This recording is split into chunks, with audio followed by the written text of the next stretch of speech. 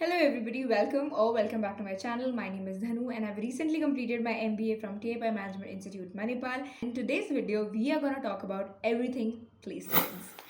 So this video is for everybody whosoever is planning to sit for their placements, whether you are a first year student planning to sit for your summer internship placements or a final year student sitting for your final placements. This video is for everybody. In today's video, we are going to cover everything from A to Z, which means from building your CV to your actual D day, which is your interview day. So without any further ado, let's get started with the video. First and foremost thing, which is your CV, which is going to help you get shortlist from a company. So you need to ensure that your CV is intact, in place, with the use of right keywords so that you get that shortlist which you want from that dream company of yours.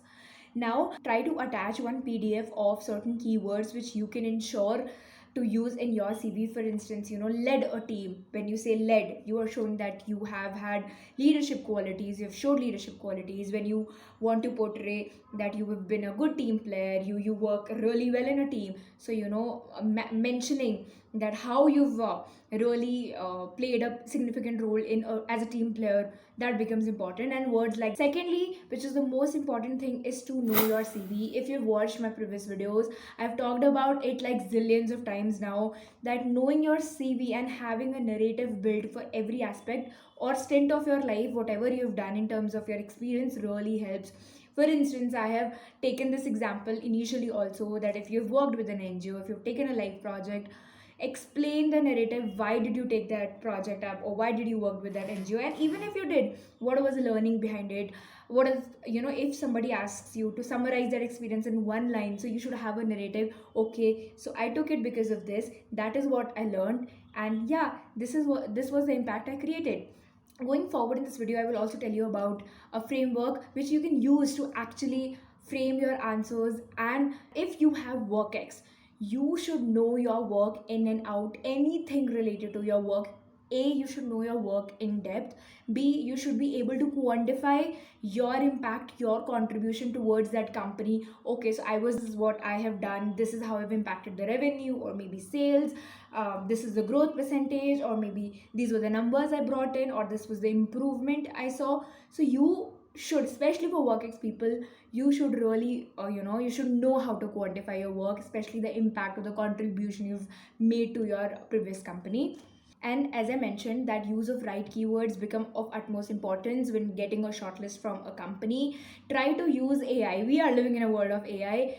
Give AI a prompt like rephrase it, ensuring that right keywords are being used so that I get a shortlist. Give it a prompt and it is going to rephrase for you and give you a beautiful lines, crisp bullet points to, so that you can use that in your CV. Personally, I am telling you, I have done that and it has really worked for me, and I'm sure it is going to work for you also. Apart from that, if you've mentioned any course, anything you've taken up, ensure that you know all the concepts. For instance, you've mentioned that you've taken up a digital marketing certification, so you should know what the modules. Because for me, when I had mentioned this in one of my SIP interviews, one of the recruiter asked me what were the different modules, what all do you learn, do you know what is an SEO, how do you do it. Thinking, okay, I'll just mention it and maybe I'll just go with it, is not really going to help. You need to know what is there on your CV, because that just makes or break things for you. So ensure. Now let's move on to the second aspect of this entire placement things, which is how to prepare for your interviews. Firstly and foremost, again, knowing your CV becomes of utmost importance. That I've talked about already enough, so now you know it's very, very important. Second thing is to know the company you're sitting for in and out and in depth. Like, when was the company founded, who is the founder, what is the vision of the company, what do they sell, what services they provide, what are their competitors, what is their market share, were there any new launches of that company, was that company in news by any chance. In and out, everything you should know about that company, because when you go for that interview, you should appear in front of the recruiter that you know it all, you have done your homework well, and you're genuinely interested in working in that company. And also having an answer already prepared, why that company, why that role, really helps. So start framing these answers for yourself and start rehearsing also on a daily basis. Secondly, which becomes of utmost importance when you start giving your interviews, is to know your MBA concepts and terminologies pretty well. again, it becomes really important, especially when you are a fresher or in your first year of your MBA and you're sitting for your SIP placements. So they do not really expect you to know a lot of things, because they know that they are interviewing you for your summer placement, like for your internships. All they expect you to know is your concepts. So whatever you've been taught in your MBA so far, that you know it in and out. So you have to ensure that you know all the frameworks. For example, if you're sitting for a marketing related role, right, knowing all those marketing frameworks, like what are the 4 P's of marketing, what is Porter's 5 forces, what is BCG matrix, what is Ansoff matrix.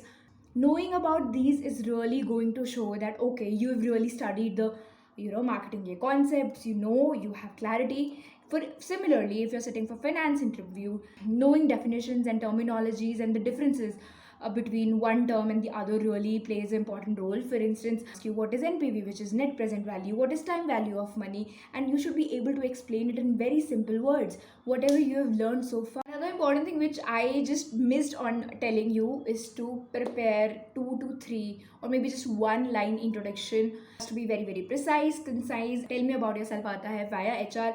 You should know what all you have to say in that 1 minute, so that every second of that 1 minute defines you properly and nicely and justifies that 1 minute of time. Another very important aspect of interview is HR based interview questions. So generally you will see that there is a technical round and HR round, because they want to see if you are a right culture fit for the organization or not. And generally these HR questions are quite predictable, and it becomes really important that you prepare it beforehand so that you appear to be the right fit for the company. So the most frequently asked HR questions, if you'll Google also, you will get to know, but I'm just telling you for your reference.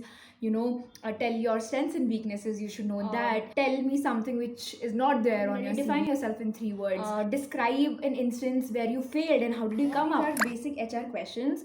Now there is an approach to it. How can you really answer them? So there is a framework called STAR, STAR. So S stands for situation, T stands for task, A stands for action, and R stands for result. So if somebody asks you, have you ever experienced a failure in your life? So use this STAR framework to frame your answer and give your answer. Firstly, explain the situation. Okay, so this was a situation. This was, the thing which was given to me, and this was the action I took up to, overcome that, and that was the result. So that is how you systematically come up with an answer, and this shows that how much clear you are with your answers. Since you've prepared for your interview really well, your CV is in place, you know your CV pretty well, you know about the company's vision and everything about the company, about the role, everything. Now it's time to bring it into action and rehearse. Now, what do I mean by rehearse is to give some mock interviews. If you can find somebody in your campus who can take your interview, maybe if you're a junior right now, maybe you can ask a senior. If you have a friend or somebody in the industry, you can ask them to take a mock call or mock interview. If not, if none of this is available, I would be really happy to help. I'll link a Google form in the description box. If you would like to book one-on-one consultation with me, or if you would want me to review your CV, I will drop the necessary information. We can also connect over a quick call. Try to practice and get opinions on your CV, and try to get feedback as to what are the areas wherein you are lacking. Another very important aspect of interviews are guesstimates, and also sometimes mini case studies which recruiter throw at students. This generally happens more with final year students who are sitting for their interview. But for me, it happened during my internship interviews also. There were guesstimates which were asked. Now if you're someone who's hearing this term for the first time, don't worry, I was also there at that same spot wherein I did not know what this guesstimate was. It's just like that. You have to solve a problem using some logical assumptions and basic maths. I will make it simple for you by giving you an example. A recruiter asks you to tell the number of pizzas which are sold in Mumbai, on a monthly basis. Now there are multiple approaches. You can do top to down approach, you can use population based approach, you can use demand and supply based approaches. There are multiple approaches. As you start researching on your own, you will get to know, but generally I used to use population based approach because it really used to help me solve a particular problem. So let's just try to solve this guesstimate together. Now since we have to identify the number of pizzas being sold in Mumbai per month, let's just see firstly at the population in Mumbai currently. Say for example, it is 20 million right now. All these 20 million will not eat pizza, right? There are people who don't. So let's just assume that 50%, like half, is the number of the people who consume pizzas. So 20% ka half ho gaya 10 million. So 10 million people consume. Among this 10 million also, there might be people who eat pizza sometimes occasionally. Some people eat it on a weekly basis, some eat it on a monthly basis. Now I'm saying, okay, out of this 10 million, I'm assuming that 30% of this population eat pizza on a monthly basis. 30% of 10 million comes to 3 million. Now this 3 million is my population set, which I'm assuming that they order pizza or consume pizza on a monthly basis. Once I have my population base, okay, now I have to decide how much pizza, how many units of pizza. So now on an average I can say 1, 2, 3, but let me take a rough number. Again, I'm assuming. So as I tell you, guesstimates is you have to take a guess, assume. So I'm not saying one pizza, two pizza, because generally if they're ordering one pizza, they might share, right? Or if they're ordering two pizzas, then one for myself, one for the other person. So I'm taking a safe number that 1.5, I'm taking an average that these 3 million people consume on a monthly basis. So now what I'll do, 1.5 pizza multiplied by 3 million people, which is equals to 4.5 million pizzas is being consumed in Mumbai. So that is how you approach a guesstimate. I just gave you one example. You can practice many more and get a better understanding of it. Now going to the actual D-Day, which is your interview D-Day. Just tell yourself that you've prepared really well and you are going to crack it. Dress nicely, smell amazing, be prim proper, reach on time like 15-20 minutes before, be energetic, and just tell yourself you know it all. You worked really hard for that opportunity, for that day, and you will crack it. And when I sat for my interview, I was like, if the company is coming to the campus, they're definitely coming here to recruit somebody, and they will definitely recruit somebody. Why can I not be one of them? And I will be one of them. I was just telling that myself, and actually it turned into reality for me. So just be very, very positive, eat good breakfast, and then start your day. Do not panic. Just stay very, very calm and answer in a proper flow. Be very, very confident, because you've prepared really well for this day.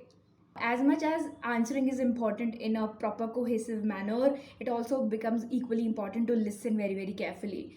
So if at all you did not listen to any particular question, ask them, sir, pardon, can you please repeat it for me? Or if you did not understand the question, rephrase it in your own way and ask, am I getting the question right? For example, they ask you some technical question and you did not really understand. You should not say directly, sir, I did not get your question. Maybe you can say it actually politely, but maybe say, so is this, as far as I can understand, this is what you're trying to ask me, am I right? So try to ask questions so that you can understand the question better and you don't end up answering it in a wrong or incorrect, right? So do that. And thirdly, which you should definitely do in an interview, is when your interview gets over and the HR or anybody or the recruiter asks you, do you have any question for themselves? Always ask a question when you end your interview. Do not say I have any questions. It just gives a very wrong impression. Now you'll be like, what all can I ask? I'll give you a few examples. You can again search for yourself. For example, how does a day in a life of a person who joins your company would look like, or at a role which I am joining will would look like. Then you can also ask, what are the career opportunities going forward, what all I can get to learn, growth path going forward. Questions like this really shows the recruiter that you are actually really interested in the company, in the role. So yeah, that was all from my side. I really hope that I could help and contribute even a bit in this journey of placement season. If there is something which I did not cover up in this video, feel free to drop down in the comment section box. I would love to help you guys. And also, as I mentioned, I will be available for a consultation or a quick one-to-one call. I will link the concerned Google form also below for your reference. So if you want to reach out and connect with me on one-to-one basis, I would be really happy to do that. That was all from my end, and I will see you in the next video, wherein I will be talking about my SIP interview experiences, what all companies I sat for, how was my experience, and what was the actual company I ended up joining, and what was my stipend, because I kid you not, I was able to get one of the highest stipend in the college. So yeah, we are going to take up all in the next video, so stay tuned and do not forget to subscribe to the channel if you haven't already, and I'll see you in the next one. See you, bye bye, take care, and all the very best.